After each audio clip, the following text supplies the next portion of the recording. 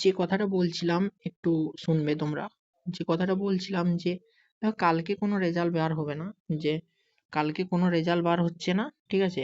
Result মোটামুটি 23 তারিখের পরেই তোমরা আশা করতে পারো, কারণ যেটা দেখছি 23 তারিখের পরেই রেজাল্ট বার হবে, কারণ একটা আইনি জটিলতা দেখা দিয়েছে এবং স্টে পড়েনি, কোনো রকম স্টে নেই, কিন্তু এত যে কেস হয়েছে, এত কেসের মধ্যে কোথাও কিন্তু কোনো স্টে নেই, কিন্তু মানে যদি রেজাল্ট বার করে দেয়, তারপর যদি এমন কিছু অর্ডার চলে আসে না, ফাইনাল প্যানেল বেরোয়, তখন কিন্তু একটা সমস্যা দেখা দিতে পারে। তার জন্য ডাব্লিউবি বোর্ড রেজাল্ট বার করবে না। যেহেতু তোমরা জানো না, কিছুদিন আগে তো ভাইরাল হয়েছিল না যে কেসটা, যে 60,000 জনের কে কত নাম্বার পেয়েছে দিতে হবে, আর কে কোন ক্যাটাগরিতে পাস করেছে সেটাও দিতে হবে না, সেটা তো পিআরবি বোর্ড মেনে নেয়নি, সেটাকে চ্যালেঞ্জ করেছে এবং সেই মামলাটার 23 তারিখে রয়েছে। দেখো এই মামলাটা না, প্রথমে এডমিশনে যেমন এই যে আম, আমানা খাতুমের যেরকম মামলাটা রয়েছে না, এডমিশনে দেখো, এডমিশনের পরে একটা ডেট দেয়, এডমিশনটা ওখানে থাকে না, কিছু কিছু থাকে। কালকে একটা এডমিশন হবে, মানে কেসটা কোথায় যাবে, মোশনেই যাবে, আশা করি এই দিনেই হবে আমার মনে হচ্ছে।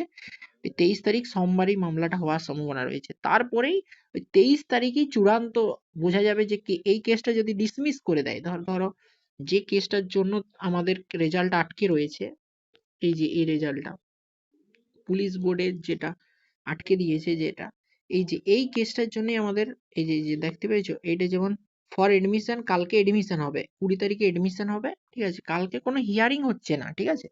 কালকে দেখো এডমিশন হবে, যেটা দেখালাম তোমাকে এডমিশন, ওখানে মোশনে আসবে, মোশনে দিয়ে দিবে, 23 তারিখে আশা করি দিবে। কালকে আমি সন্ধ্যাবেলায় বলে দেবো যে কত তারিখে এর মামলাটা আছে, ঠিক আছে? এই মামলাটার উপর ডিপেন্ড করেই রেজাল্ট বের হচ্ছে। কালকে কোনো রেজাল্ট বের হচ্ছে না, 23 তারিখে সম্ভাবনা আছে, একটা 23 তারিখ সম্ভাবনা আছে রেজাল্ট বাড়ানোর। যেহেতু 23 তারিখে যদি মামলাটা ডেট দেয় এবং যদি মামলাটা খারিজ হয়ে যায়, মানে যদি ধরো পুলিশ বোর্ড জিতে যায়, তাহলে রেজাল্ট বেরানোর কোনো অসুবিধা নেই, 23 তারিখে রেজাল্ট বার করে দেবে একদম, মানে ওদের রেজাল্ট তৈরি করাই আছে। আর যদি বলে যে পিএমটি পিইটির জন্য ওদেরকে যদি চান্স দেয়, তাহলে আর কি, তাহলে আহ, কালকে যে এফিলেট সাইডে গিয়ে দেখিয়ে দিচ্ছি, তাহলে হয়তো মানে সেটা সুপ্রিম কোর্টে যেতে পারে, একটু অসুবিধা হতে পারে, রেজাল্ট বেরোত করতে একটু লেট হবে। দেখো আমি কালকে দেখিয়ে দিচ্ছি, কালকে কোনো রকম মামলা নেই, কালকে এডমিশন হবে, কোথায় যাবে মামলাটা সেই ঘরটা জানা যাবে, ঠিক আছে?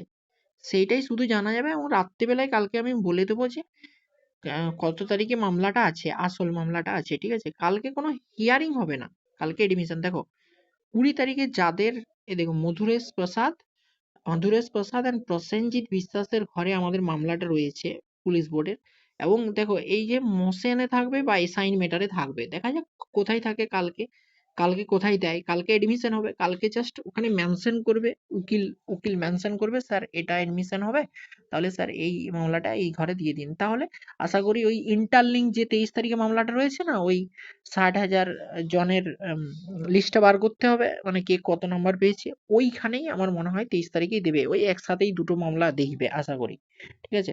যদি এমন কিছু রায় চলে আসে যে রেজাল্ট পাবলিশ করার এমন কিছু রায় আসে, সেটা 23 তারিখে বোঝা যাবে, এখন কিছু বলে তো লাভ নেই, ঠিক আছে? 23 তারিখে বোঝা যাবে যে কি হতে চলেছে, 23 তারিখের আগে রেজাল্ট বার হওয়ার কোনো সম্ভাবনা নেই, ঠিক আছে? আইনি জটিলতা রয়েছে এর মধ্যে, তোমরা নিজেরাও বুঝতে পারছো যারা একটু বোঝো।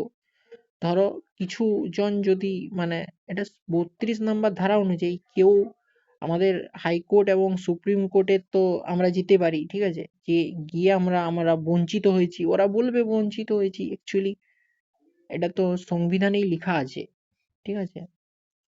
তাহলে কিছু করার নেই, এই ক্ষেত্রে আমাদের ওয়েট করা ছাড়া কোনো উপায় নেই। 23 তারিখ তক ওয়েট করো, এবং আশা করি তারপরেই রেজাল্ট বার করবে পিআরবি বোর্ড।